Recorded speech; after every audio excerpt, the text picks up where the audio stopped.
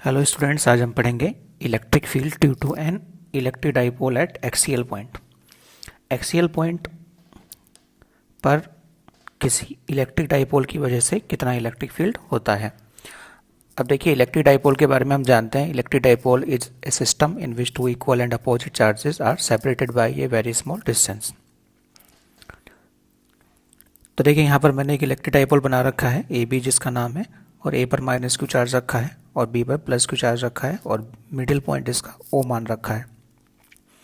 दोनों चार्ज के बीच के डिस्टेंसेस को मैं मान लेता हूँ 2a। इसको 2a क्यों लेते हैं, देखिए आगे हम उसके बारे में जानेंगे कि इसको हमने 2a क्यों लिया। इसको हम a भी ले सकते हैं, लेकिन कुछ एडवांटेज रहता है हमें कि कन्वीनियंट रहता है 2a लेना।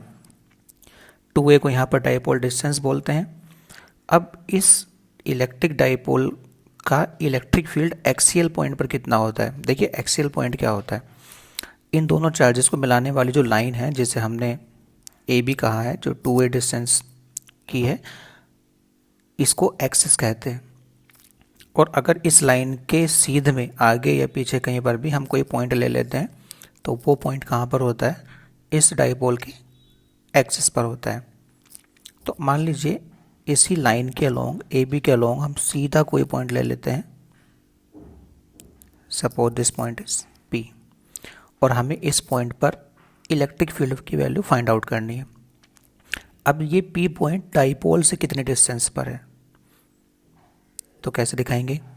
तो जब भी हम ये बात करते हैं कि कोई पॉइंट डाइपोल से कितने डिस्टेंस पर है, तो वो डिस्टेंस कहाँ से लेते हैं हम, डाइपोल के मिड पॉइंट से लेते हैं। तो डाइपोल का मिड पॉइंट हमने क्या मान रखा है, ओ मान रखा है। तो हम ओ से इस डिस्टेंस को, और हमने मान लिया कितने डिस्टेंस है, आर डिस्टेंस पर। तो P वो पॉइंट है जो डाइपोल के मिड पॉइंट से, मतलब डाइपोल से आर डिस्टेंस पर है, और हमें इस P पॉइंट पर इलेक्ट्रिक फील्ड की वैल्यू फाइंड आउट करनी है। अब देखिए, O मिड पॉइंट है, तो ये डिस्टेंस कितनी होगी, A से P O तक A होगी, और O से B तक भी A होगी।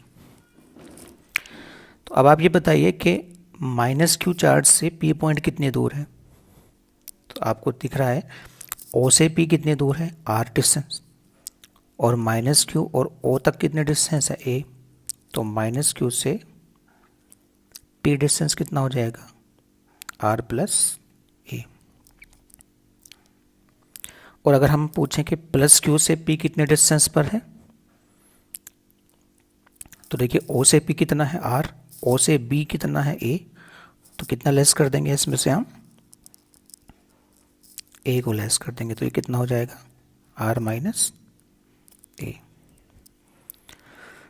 तो यहाँ पर हमारी थीम क्या रहेगी, हम प्रिंसिपल ऑफ सुपरपोजिशन का यूज़ करेंगे। सबसे पहले माइनस क्यू चार्ज की वजह से P पॉइंट पर इलेक्ट्रिक फील्ड निकालेंगे, देन प्लस क्यू चार्ज की वजह से P पॉइंट पर इलेक्ट्रिक फील्ड निकालेंगे। दोनों इलेक्ट्रिक फील्ड का वेक्टर सम कर देंगे और हमें आंसर मिल जाएगा।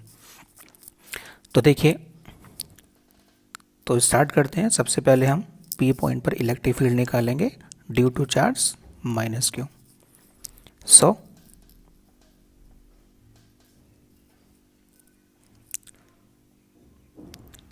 Electric field intensity at point P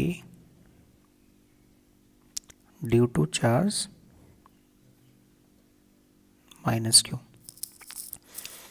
तो माइनस क्यू से P तक की डिस्टेंस कितनी है, R प्लस है।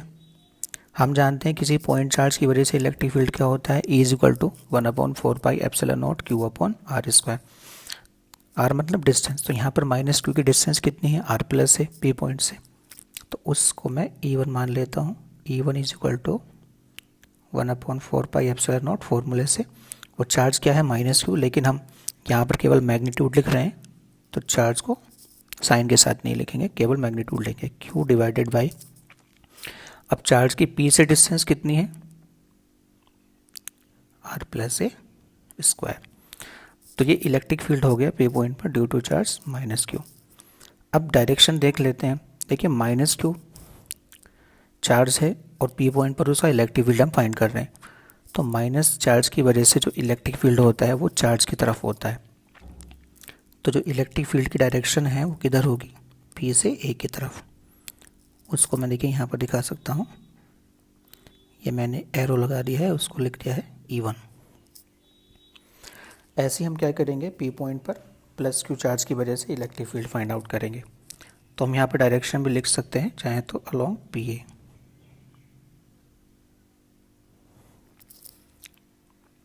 Now electric field intensity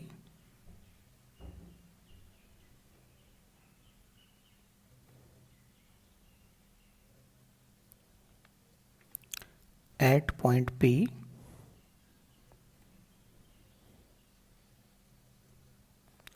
due to charge plus Q, मतलब जो B पर चार्ज रखा है, इसकी वजह से कितना इलेक्ट्रिक फील्ड होगा, तो उसको हम E2 मान लेते हैं, फॉर्मूला सेम रहेगा। प्लस क्यू चार्ज की P से डिस्टेंस कितनी है, R माइनस ए है।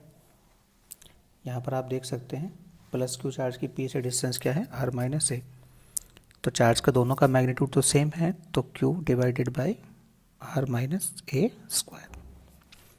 और ये फील्ड किधर होगा, ये फील्ड होगा लॉन्ग BP। क्योंकि B पर जो रखा चार्ज है वो कैसा है, पॉजिटिव। पॉजिटिव चार्ज की वजह से इलेक्ट्रिक फील्ड बाहर की तरफ होता है।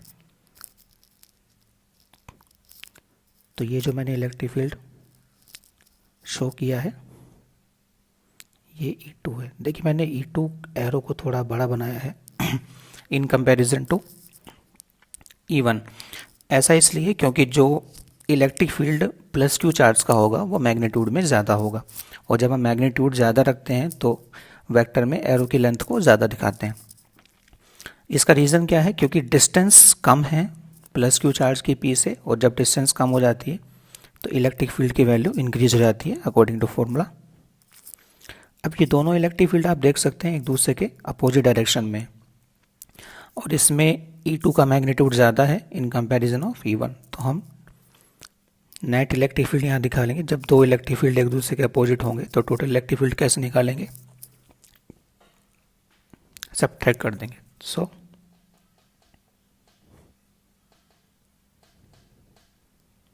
Net electric field intensity, simple इसको इलेक्ट्रिक फील्ड भी हम लिख सकते हैं, इलेक्ट्रिक फील्ड इंटेंसिटी के बराबर एट पॉइंट P। तो उसको मैं E मान लेता हूँ, और यहाँ पर हम E2 में से E1 को लेस करेंगे, क्योंकि E2 का मैग्नीट्यूड ज़्यादा है, E1 का कम है। तो E2 की वैल्यू कितनी आई थी, हमने ऊपर लिखी थी 1/4 pi epsilon not Q divided by R minus A square, और E1 कितना है 1/4 pi epsilon not Q divided by R plus A square. अब इसको थोड़ा सिंप्लीफाई करते हैं, इन दोनों में कॉमन क्या है, इन दोनों में कॉमन हो जाएगा 1/4 पाई एप्सिलॉन नॉट। तो ठीक है, इसको निकाल लेते हैं, ये कॉमन आ जाएगा। इसके साथ साथ Q भी यहाँ पर कॉमन लिया जा सकता है, क्योंकि दोनों में Q आ रहा है, तो हम यहाँ पर Q को भी लिख लेते हैं। तो हमारे पास बचता है 1 divided by R minus A square minus 1 divided by R plus A square. थोड़े इसको और आगे सिंप्लीफाई करते हैं। So E is equal to Q divided by 4 pi epsilon naught R minus A और R प्लस ए, और दोनों का स्क्वायर भी यहाँ पर, तो हम क्या करेंगे, दोनों का एलसीएम लेंगे। तो एलसीएम क्या हो जाएगा, R minus A and R plus A. अब दोनों का स्क्वायर भी है यहाँ पर, तो स्क्वायर भी लगा देंगे। तो ऊपर क्या आएगा, R plus A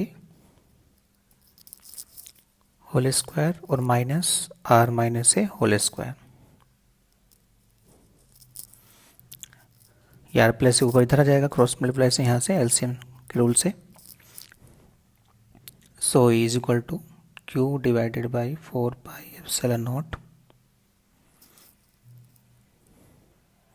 R minus A और आर प्लस ए की मल्टीप्लाई क्या होती है, ए प्लस बी है माइनस बी से, तो R square minus A square बन जाएगा और स्क्वायर भी यहाँ पर है। ऊपर आर प्लस ए का होल स्क्वायर ओपन करेंगे A plus B whole square से, तो ये क्या हो जाएगा, R square plus A square plus 2ar। ऐसे इसको ओपन करेंगे तो ये क्या बनेगा, R square plus A square minus 2ar।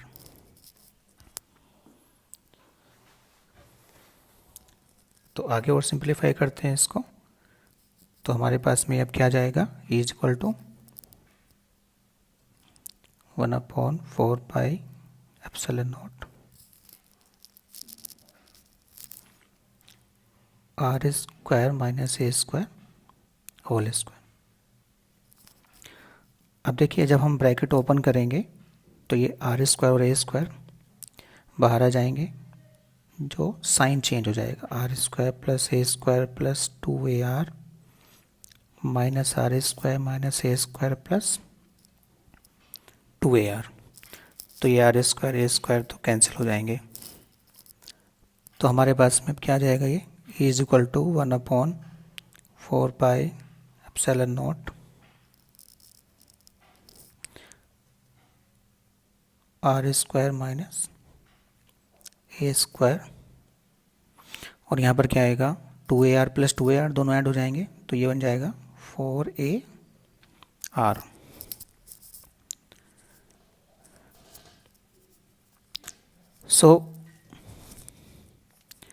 अब देखिए हमने बात की थी इलेक्ट्रिक डाइपोल में जो डाइपोल डिस्टेंस होती है बहुत कम होती है, means the charges are separated by a very small distance.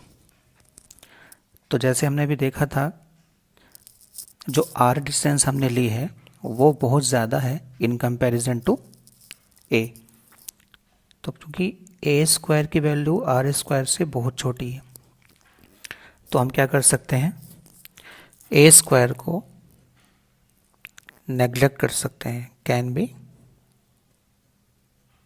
Neglected with respect to R square. मतलब जहाँ आर स्क्वायर के साथ ए स्क्वायर लिखा हुआ है तो ए स्क्वायर को हम नेग्लेक्ट कर सकते हैं। तो यहाँ पर देखिए नीचे R square minus A square लिखा है, तो यहाँ पर हम ए स्क्वायर को नेग्लेक्ट कर देंगे, मतलब ओमिट कर देंगे, हटा देंगे इसको, तो नीचे केवल आर स्क्वायर रह जाएगा।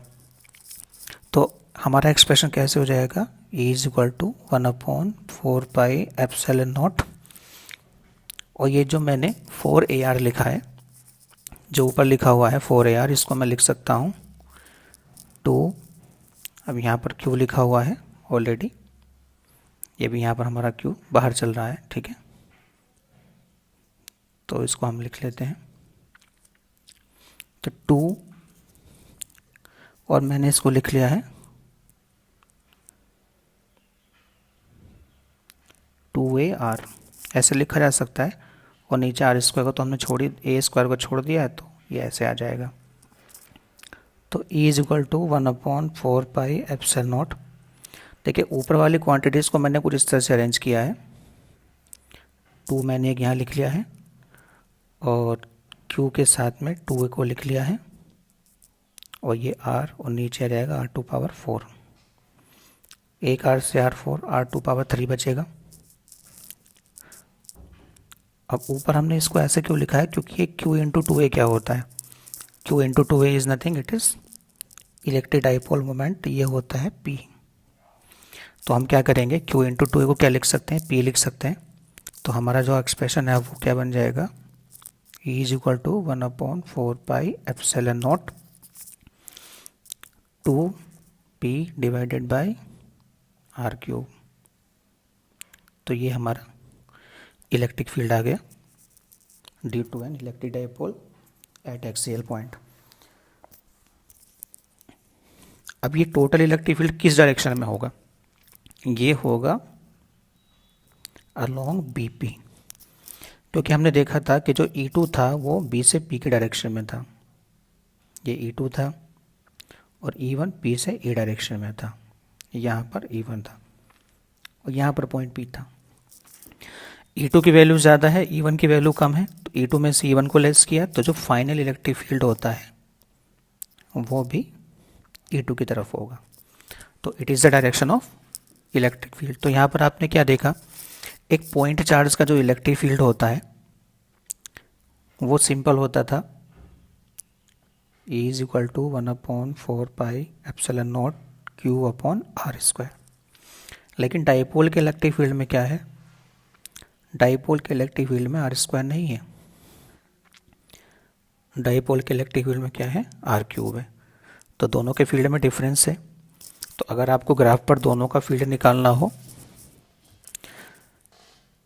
तो कौन सा वेरिएशन पॉइंट चार्ज का होगा और कौन सा,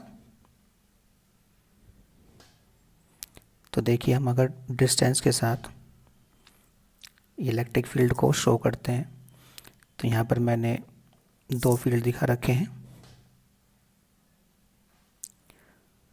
एक ए है मान लीजिए, दूसरा बी है। तो जो ए ग्राफ है ये डाइपोल का इलेक्ट्रिक फील्ड है, इलेक्ट्रिक डाइपोल का, और जो बी है ये पॉइंट चार्ज का इलेक्ट्रिक फील्ड है। ये पता कैसे चला हमको, डाइपोल का जो इलेक्ट्रिक फील्ड है वो तेज़ी से डिक्रीज होगा, इट डिक्रीजेज रैपिडली, क्योंकि डाइपोल के इलेक्ट्रिक फील्ड में क्या है, r³ है। तो E प्रोपोर्शनल टू 1/r³, मतलब क्यूब के प्रोपोर्शन में कम होगा। अगर आप यहाँ r को डबल कर देते हैं तो इलेक्ट्रिक फील्ड 1/8 रह जाएगा, लेकिन अगर आप पॉइंट चार्ज के डिस्टेंस को डबल करते हैं तो इलेक्ट्रिक फील्ड केवल 1/4 रहेगा। तो इसीलिए जो इलेक्ट्रिक डाइपोल का इलेक्ट्रिक फील्ड है वो तेज़ी से कम होता है in comparison two point charge. तो यहाँ पर हम इस तरह से दोनों ग्राफ को आइडेंटिफाई कर सकते हैं कि कौन सा graph electric field due to a point charge है और कौन सा graph electric field due to an electric dipole है। तो इसको हमें ध्यान में रखना है और नेक्स्ट टाइम हम डिस्कस करेंगे कि इलेक्ट्रिक फील्ड